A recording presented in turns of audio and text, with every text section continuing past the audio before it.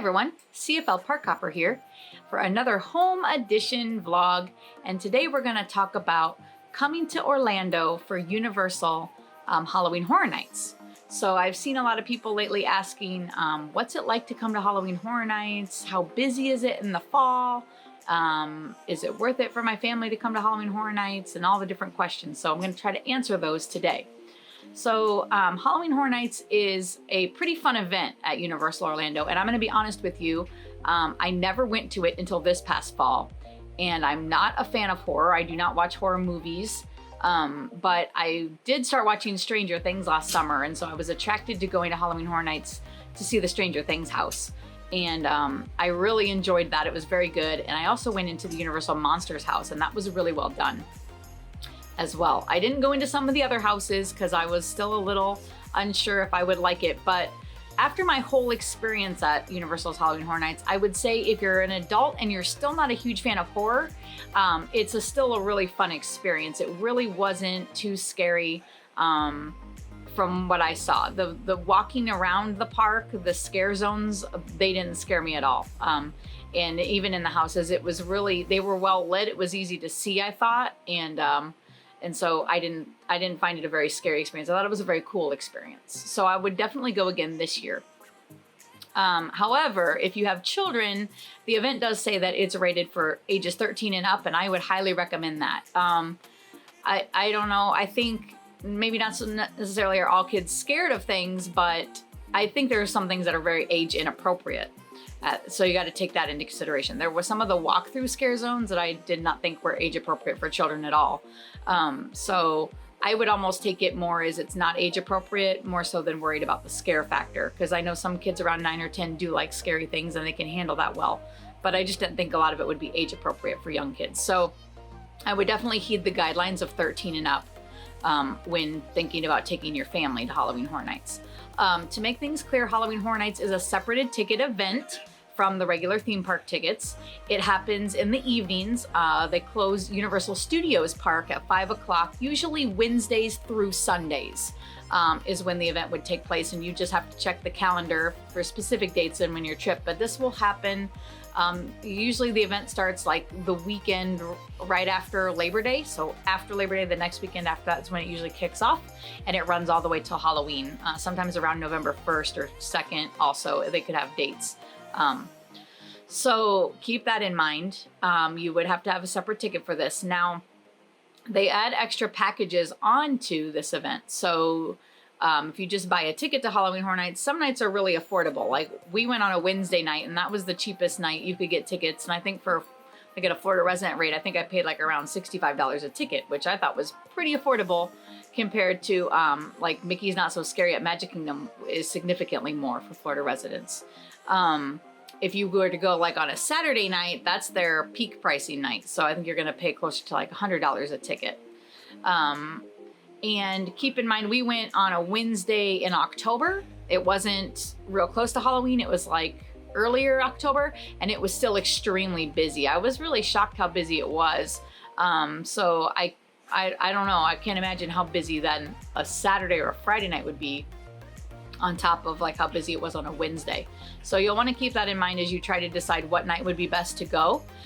If you're going to go on a Friday or Saturday, I would recommend buying Express Pass. So you can buy an Express Pass on top of the ticket, and you can use that Express Pass to go in the houses, the haunted houses. So if you are a big fan of horror and you know you want to do all the houses, I think they do like 9 different houses, and it would be very hard to get through all of them. On the night that we went on that Wednesday, we did the 2 houses, and we also did a couple of rides. If we wouldn't have done a couple of rides, we could have gotten in another house or maybe 2. We definitely couldn't have done all 9. There's no way, just from waiting in lines. So you would definitely need an Express Pass to do all of the houses in one evening, especially on those busier nights. So keep that in mind as well. They also offer a Stay and Scream package, which that means that you're already in the park from the daytime. You had daytime tickets into Universal Studios, and then you can queue up in certain areas and wait for the Halloween Horror Nights event to start, and then go into certain houses in that certain area of the park where you queued up from. And there's like 2 or 3 different queues that they offer for you to start your experiences. And a lot of people say that the Stay and Scream is very worth it. Again, I only went the one night, so I got to try that, but it sounds like that would be something to consider. I don't think it's too much money. I want to think that maybe people paid $25 or $30 for that. And it got them going on houses before the regular crowd got in, kind of like an early admission. And they were able to then get through everything they needed to in the evening because of the Stay and Scream. So there's a couple different options. You'll just have to research and look at the website and see what would work best for you. Now, let's say you want to plan a Universal vacation in the fall, but you definitely know you're not going to do Halloween Horror Nights. When you walk around the park in the daytime, I've seen people ask, can I see the decorations? At Universal Studios, you can tell that there's props for things when you walk around the park in the daytime, but it's really hard to tell what those props are for.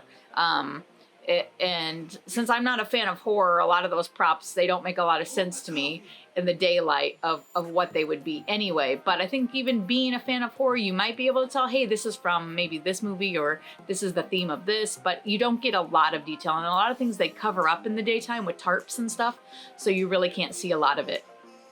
But let's say you are coming on a vacation and you're not going to do Halloween Horror Nights. What other things are there to do?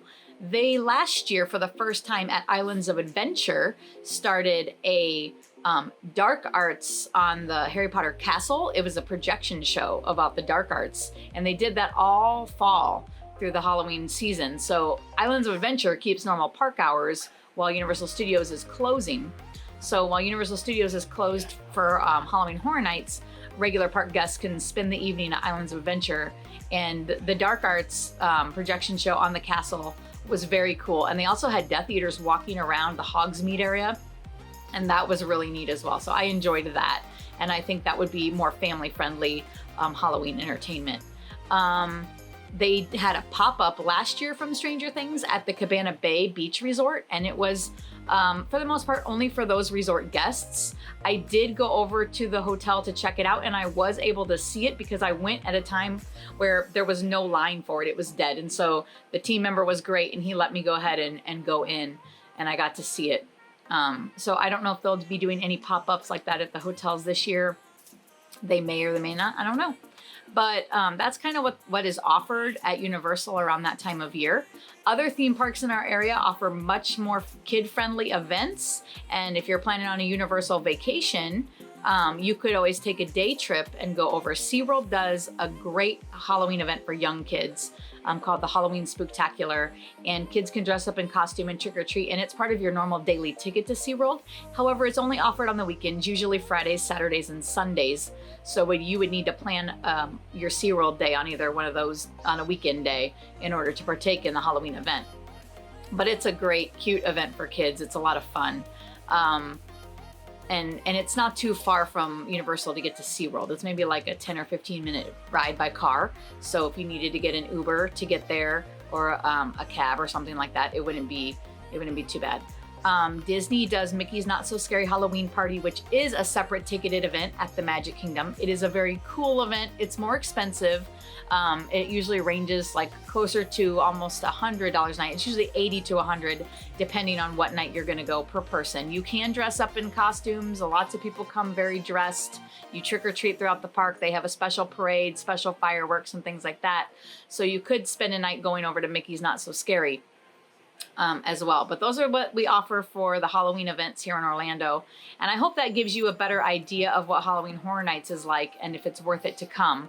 I did think, here's another reason why I thought it was a great event. I liked a lot of the food options that they had. They have specialty food options at this event.